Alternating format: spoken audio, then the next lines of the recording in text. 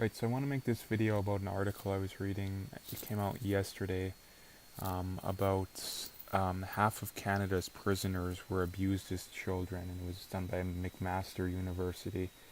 And I believe some other universities have done similar studies. And basically, just to get right into it, obviously it's done by CBC, wrote by Samantha Craigs, I believe is how you pronounce that. Um, and what it was done is basically medical student Claire Bodkin led a team that studied data from 30 years of research into Canadian inmates. The work was published in the March issue of the American Journal of Public Health. They found that 65% of female inmates were abused in general, and 35.5% of men. Um, um, Also, the team did a statistical analysis of the results to reach the conclusion that half the inmates had been abused. Obviously, that's an alarmingly high number. Um, the other researchers involved in the work included over 34 studies from territorial, federal, and provincial prisons, and then they list a few of four of the people who did it. Um, Bodkin said understanding people who have been incarcerated, including reoffenders, will go a long way in help preventing crime. Prisoners need to take trauma into account with how they deal with inmates. Obviously, regardless of where you stand politically, it's something they could fix. So how do we need to think about the impact of childhood trauma? How do we prevent this abuse in the first place? Many resort to their own abuse of themselves. She said there's a lot of addiction, self-mutilation, self-harm, suicide, stuff like that, PTSD. There have been some great programs over the years to address the trauma among people who commit crimes, she said, but the funding comes and goes.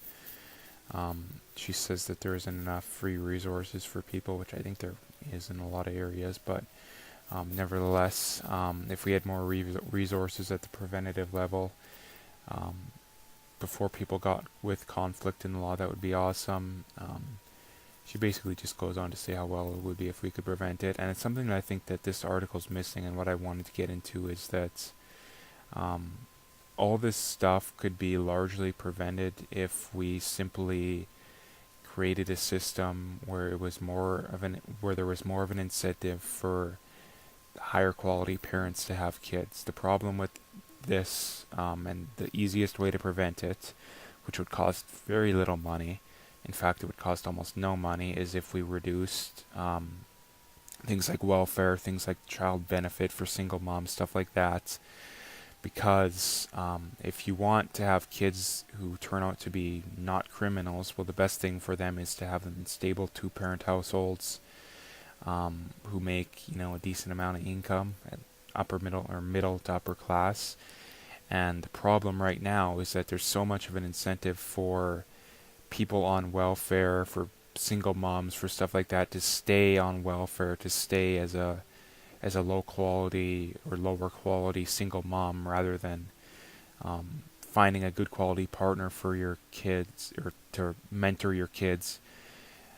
There's so much of an incentive that a lot of people don't do it, in that you can make pretty well equivalent to like a $50,000-$60,000 job if you're a single mother with 2 or 3, 4 kids, and no man in the house. And not only that, is that if there was a man in the house, you wouldn't get nearly as many of those benefits. So obviously, hence the incentive to not have the man in the house, right? Is the money.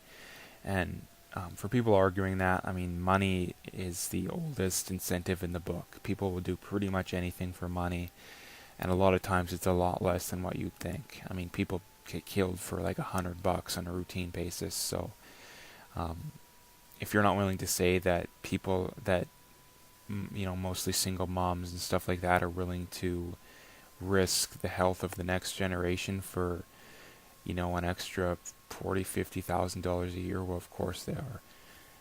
And that's something that, I mean, CBC is a very biased news outlet, so of course they're not going to cover it, and it goes against their agenda of not really calling out, the truth with a lot of this stuff.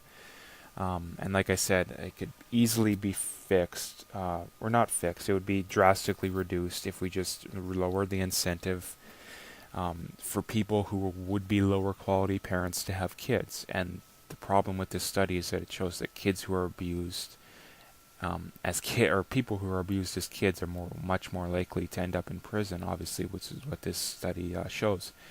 So, any rational person would think, well, what we need to do is we need to create more of an incentive for lower quality parents who are more likely to abuse their kids not to have those kids in the first place. And like I said, all you'd have to do that is reduce welfare to people who only actually need it, which most of them who are on it don't, and drastically de-incentivize single motherhood.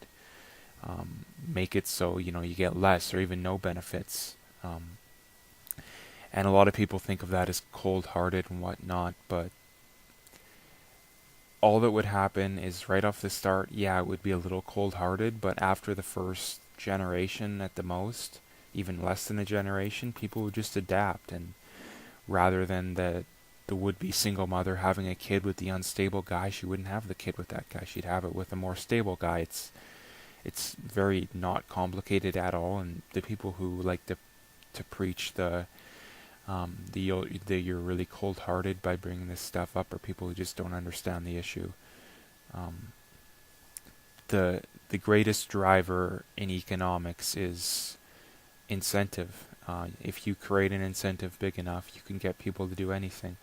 You can get entire, personality sets bred out of generations. You can get it bred into generations, which is what has happened nowadays. Is that the more lower quality, not look after your kids to a higher quality like was around 50, 60 years ago, has been bred out of the generation, because 1950, 1960 there was no or very little welfare.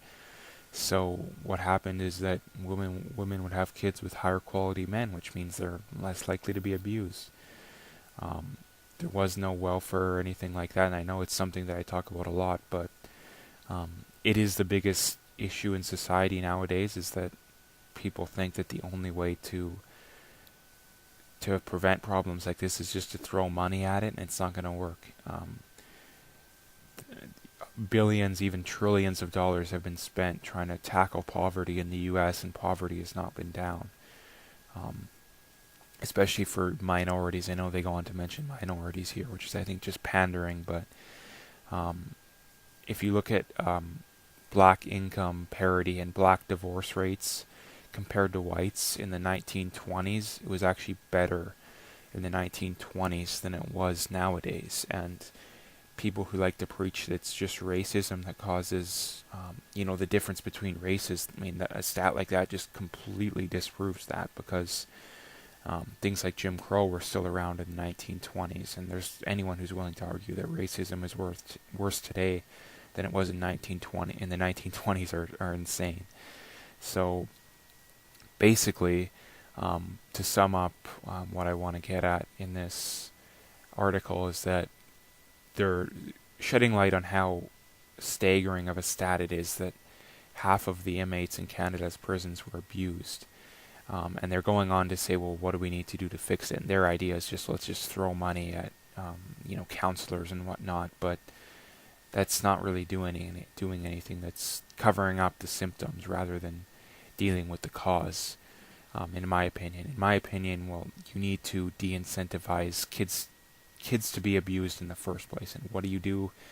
It's simple. You create an incentive for higher quality parents to have more kids, and you create an incentive for lower quality parents to have less kids.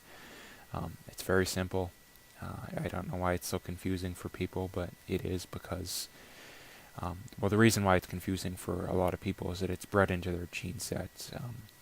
The two basic gene sets are the R and the K. You have the people who are the more stable kind of people, that they're not the people who are the life of the party kind of personality. They settle down, they have their kids, they work their 9-to-5 job, they pay their taxes, and then you have the other one, which is they're a lot more careless when it comes to their sexuality compared to the other one, which means they're going to put a lot less care and effort into those kids when they have them, which means that they're going to be more likely to be abused. It's plain and simple.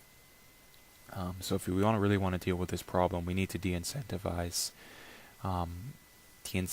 kids from being abused in the first place, and that comes from creating incentives for better quality parents to have kids and lower quality parents to not have kids. Plain and simple.